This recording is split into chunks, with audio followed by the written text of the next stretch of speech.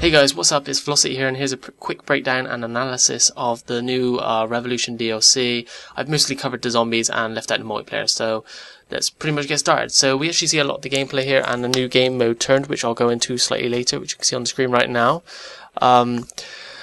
We've got D-Rise or Die-Rise, whichever you want to call it. I'm not sure which one. I prefer to call it D-Rise, which makes the most sense, but it's up to you.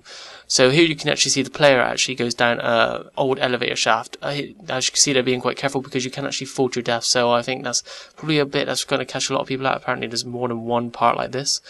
Here you see what I believe was Marlton. It's actually, I don't believe it is, even though it looks like it is actually, and I'll bring up on the screen now. Here's Marlton here, who became a zombie. You've got three other characters from Transit. I don't believe we know the fourth character yet.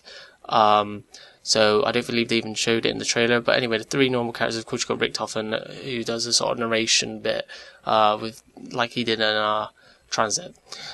And here is a MC Escher inspired part of the map. Basically what he does, he creates pictures, which I'll put in the bottom left, is that he creates pictures of constructions that are effectively impossible to do in real life, is to put it in the most simplistic terms.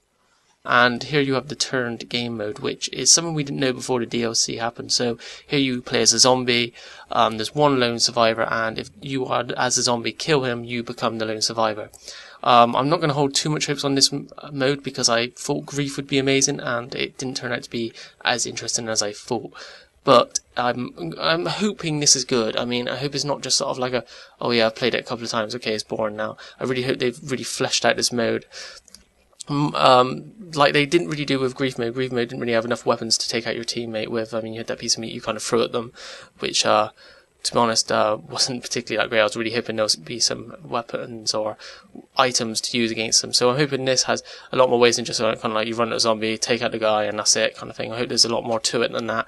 As you can see, it's based on the diner, which maybe might become a survival map, because obviously that wasn't a survival map, it was just part of Transit, which would be nice.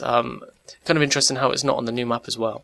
Now here's the Peacekeeper, which, as I previously thought, it is just a multiplayer map weapon, which is what we wanted, rather than a zombie map weapon more than anything. So I'm really excited about it. I'm glad I was correct in this instance.